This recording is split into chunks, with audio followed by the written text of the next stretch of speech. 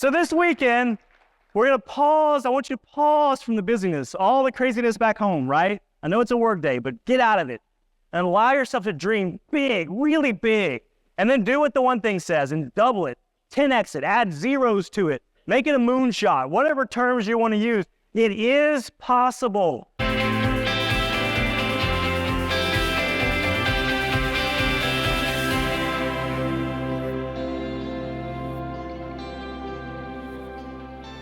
Here is our first one. It is this last domino at the very end. Don't bump this table. This guy, this huge guy at the end. Everybody see the big guy. That is purpose. And so, as we talk about purpose, that's our big goals. That's our starting point. We're going to keep coming back to it, but that's where we start. Where are you going? What are you trying to achieve? It's a simple question, but you've got to know your destination. You can't just hope to get somewhere. You can't just dream about getting there. You can't guess that's your goal. You can't suspect that's your goal. You got to know that's your goal. Do you know what your goal is? We're going to dig into that this morning. So once you have your goal, whatever it is it enough? Is it big enough? Do you believe anything is possible? You got to run it through that lens. How big can it be? Is anything possible? We talked about this last year. Do you remember the 4-minute mile barrier? And it was, people said, experts, scholars said, it is impossible. It is physiologically impossible for a human to run 4 minutes. And then along came Roger Bannister, broke the 4-minute mile. And what happened? All these people started breaking it, right? A couple of weeks ago, 2-hour marathon. Can't be broken, can't be done. Dude broke it. Now what's going to happen? All these people are going to start breaking the 2-hour marathon. I guarantee it'll happen. So this weekend, we're going to pause. I want you to pause from the busyness, all the craziness back home, right? I know it's a work day, but get out of it and allow yourself to dream big, really big, and then do what the one thing says and double it, 10x it, add zeros to it, make it a moonshot, whatever terms you want to use. It is possible.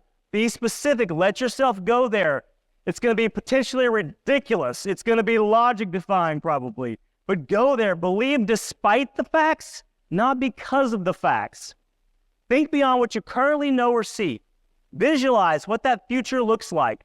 What does it feel like 10 or 20 years from now when you reach that, when you accomplish that?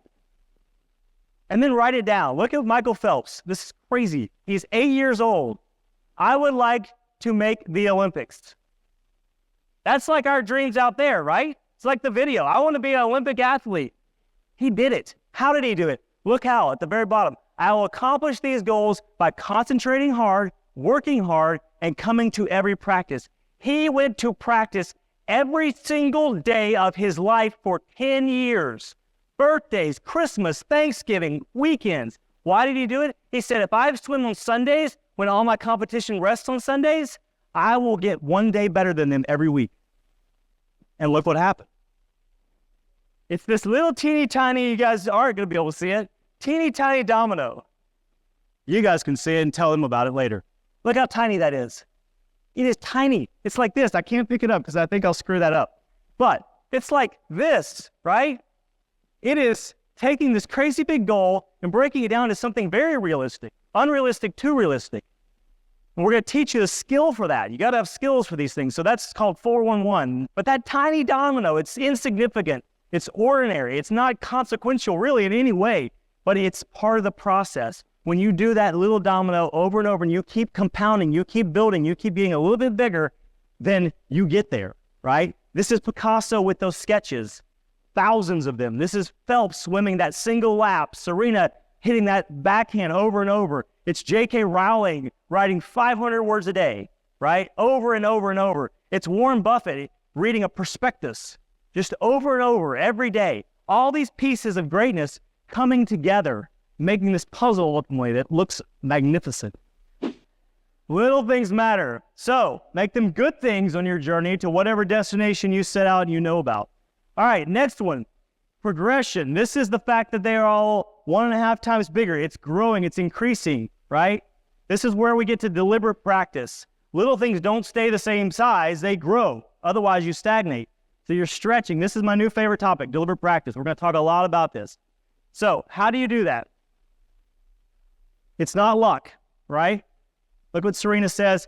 She spent about 2,500 hours performing, and she's spent 51,000 hours deliberate practicing. There's no luck. There's no prodigies. It's all hard work. First, you got a clear goal. That's our last domino. Second, you got specific steps or skills to get there. That's all that other dominoes, right? The little one first. Then you've got to focus intensely and regularly on practicing small skills.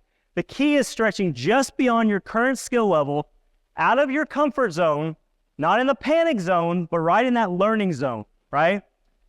It's incremental steps. It's incrementally getting better. It's short because when you do it right, it's so intense that you can only do about an hour or so of this.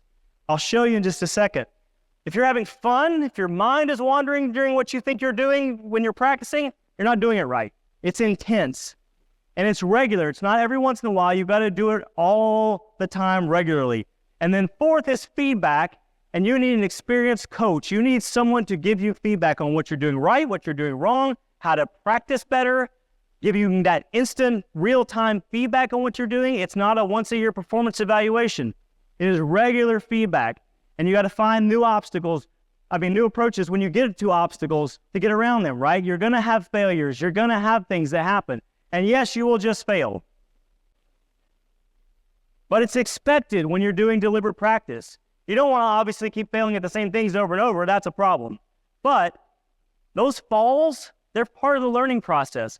When a skater gets to the Olympics, she has fallen on her butt more than 20,000 times to get to that point. That is not failure. That is getting to the Olympics 20,000 times on your butt. Michael Jordan, greatest of all time, don't argue that with me, missed over 12,000 shots. 12,000. In 7 seasons in the NBA, he led the league in misses. Not in makes, in misses, right? Here's the key. If your self-worth, this is so important, if your self-worth is tied to your performance, then failure isn't acceptable, right? But if you see failure as part of an expected, and it's the journey, it's part of the process, then fine, you just keep going. You miss the shot, you fall on your butt, but you keep going. You figure out something new. Let's do something really quick. I'm gonna go really fast to this, because slow. Typing. We've all typed, right? We type all the time. In school, I don't know if you took typing in school like I did. I took typing in school, and you type to the records I had record.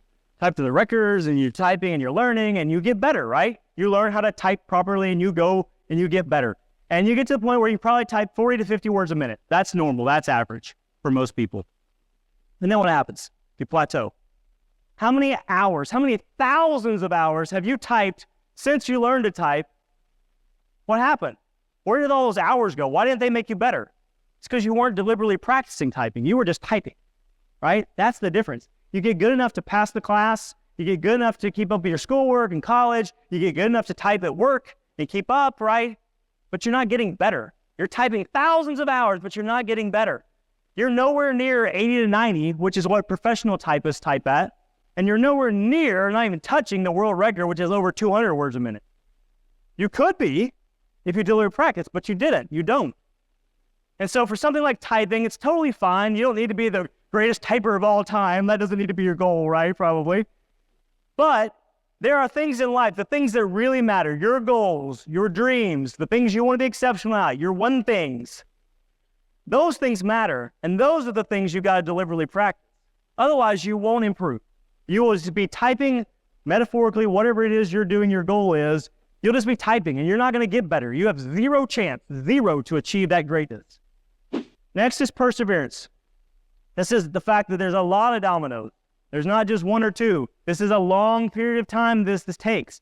You don't become exceptional overnight. There are not flashes suddenly of greatness, like I said. You don't go to the gym and walk out and one exercise later you're like amazing, right?